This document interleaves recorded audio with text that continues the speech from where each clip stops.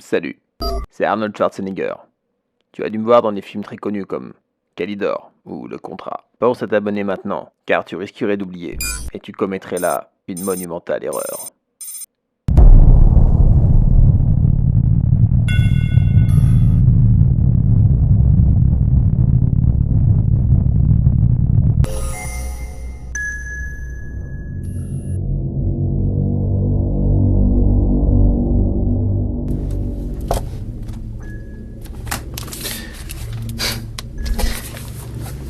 Je vous dirais bien de pas y aller, mais il y a des chances qu'il soit plus à l'affiche d'ici là, donc voilà. Hellboy, Reboot 2019. Et là, tu sens que le titre il pue du cul, parce que c'est nul ça. Tu vois, tu sens qu'il n'y a pas d'âme dès le début. Tu vois, alors, pour commencer, je vous encourage à lire le comic.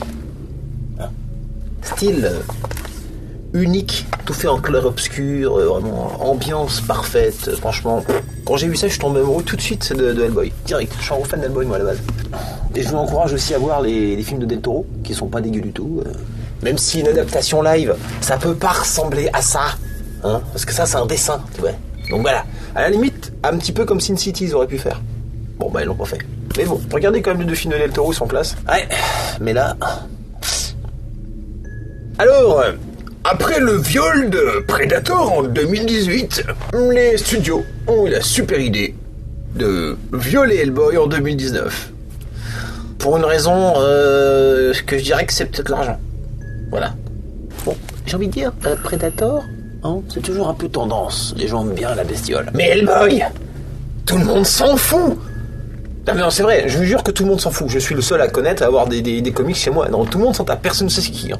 Et c'est grâce aux deux films de Del Toro que les gens connaissent un peu Hellboy. Sinon, c'est nada. Rideau. On va voir les enfants. Donc Hellboy, deux interrogations. Bah donc tout le monde s'en fout d'Hellboy. Voilà, c'est pas Iron Man. Deuxio, les adaptations de Del Toro, très bien vieillies, elles font parfaitement encore l'affaire aujourd'hui. Et à la limite, pourquoi pas produire le 3, hein, parce qu'on l'attendait celui-là. Mais un reboot incompréhensible. David Harbour constitue l'essentielle attraction du film. C'est d'ailleurs ce qui m'a poussé à m'intéresser à ce film et à aller le voir. C'est le nouveau Hellboy qu'ils ont fait, qui est excellent. Moi, je le trouve super beau. C'est le seul truc de bien du film, malheureusement.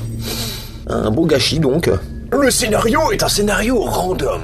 Enchaînement prétextuel à une nouvelle aventure mystérieuse tous les quarts d'heure. Et vas-y, qu'il y a Hellboy qui se bat contre Dracula, et qui se bat contre une sorcière, et qui se bat contre les géants, et qui se bat contre le gros sanglier, et qui se bat contre ta mère aussi, et même contre Batman.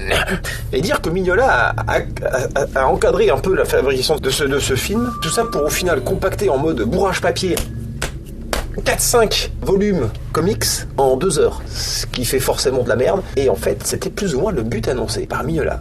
Une volonté de faire un Deadpool avec son personnage.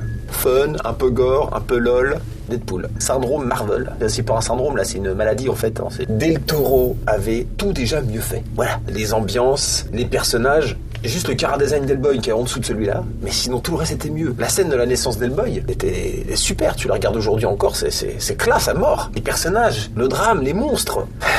Là, ils te rebootent des scènes complètes de Del Toro. Et tu te dis, ils ont fait ça avant ou après, en fait? Parce que c'est moche, c'est lolilol, ça n'a aucun intérêt.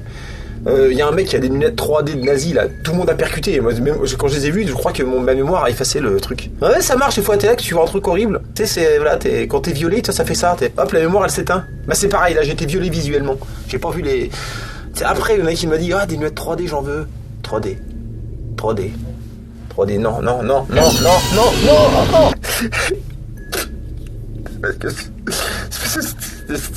C'était moche. Ah, ce que c'est moche. Le chinois, il se transforme en panthère à un moment donné. Oh putain, là, je te jure. Oh, en direct, tu te mets du truc dans les yeux comme ça, tu sais. Alors, dans ce film, ils ont voulu le classer rated R, donc il y a du gore au taquet. Voilà. C'est qui on veut, t'auras tout ce que tu veux, la tête coupée. Bon, moi j'aime bien quand les gens ont un petit peu la liberté de faire ce qu'ils veulent, mais là c'est du gore qui nous emmerde en fait, il sert à rien. Voilà, c'est du gore sans intérêt, alors CGI plutôt shoot. À la fin, il y a une scène avec des gros monstres qui sortent du sol, ils sont super sadiques, ils tuent les gens, mais tu sais, genre ils scalpent les gens, ils empalent les têtes, tu vois. Tu sens que les créateurs se sont fait plaisir, hein. On sent que c'est cadeau, hein. Qui veut de la tête en palais? Un petit scalpage intégral? Grosse promotion sur les démembrements. Ça pourra peut-être plaire aux accros de manga trash. Mais à part ça, je vois pas. On a des dialogues. Mais ça, sérieux, coupez le son. Regardez-le en anglais. Si vous ne comprenez pas, tant mieux. C'est grossier. C'est bas niveau. C'est tous des beaufs. Franchement, c'est pareil. Incroyable. En plus, ils font de l'humour tout le temps. C'est pas drôle. Là, encore une fois, Marvel est passé par là. Merci. Aucun personnage n'a l'air de prendre au sérieux ce qui se passe. Normalement, dans Hellboy, même dans ceux de Del Toro, tout le monde prenait les choses au sérieux. Le seul qui, des fois, va vanner un peu, c'est Hellboy. Mais ça, c'est dans le comics à la base. Hellboy a un petit peu un esprit un peu adolescent. Et vas-y que je parle tout le temps pour rien dire, mais fermez-la. À un moment donné, t'as le mec, il rappelle un personnage dans le film, la légende de la sorcière du début. Du prologue du début, qui nous racontait déjà cette légende. Résultat, on nous raconte 2 fois la légende dans le film. Voilà, normalement ça, en termes d'écriture, c'est une faute. Hein. Soit tu fais dire la chose par un personnage dans le film, comme ça les gens sont au courant en même temps, soit tu fais un prologue, mais tu fais pas les deux. Et vas-y que je te mets une bande son avec du rock là, pour faire genre, ouais, quand on se bat c'est fun gros. Tu sens que c'est une formalité sans enjeu. Des bastons à l'intérêt aussi pauvres que les paroles d'un album d'Edith Preto, tu vois. Et à la fin du film, il nous tease le prochain personnage du 2, qui y en aura pas de 2, hein, pas possible. Hein. Il nous tease Abbé Sapien, l'homme poisson. Attends. Alors déjà, les gens connaissent pas Hellboy, mais alors Abbé, je peux te dire, il se... Ah non, laisse tomber. Oublie. En plus, on l'a déjà vu dans le Del Toro. Et on l'a revu, plus ou moins, dans The Shape of Water, La forme de l'eau. Le personnage avec l'histoire d'amour avec l'homme poisson. Donc 2019, un petit navet tout frais. À l'image de la nana qui vomit les esprits par sa bouche, tu vois, en forme de boyau dégueu, tu vois. Ce film est une idée de merde et c'est moche. Déjà étiqueté nanar par pléthore de critiques. Alors, je sais pas si c'est le fait qu'il y ait Mila Jovovich et que ça fasse un petit peu Resident Evil. Je vous déconseille même de le voir en streaming. Ne perdez pas de temps avec ce film. Voilà. À la limite, si vous voulez une adaptation qui défonce, et j'en ai pas parlé en 2018, regardez plutôt l'adaptation de... Spider-Man Into the Spider-Verse. Celui-là, il était classe.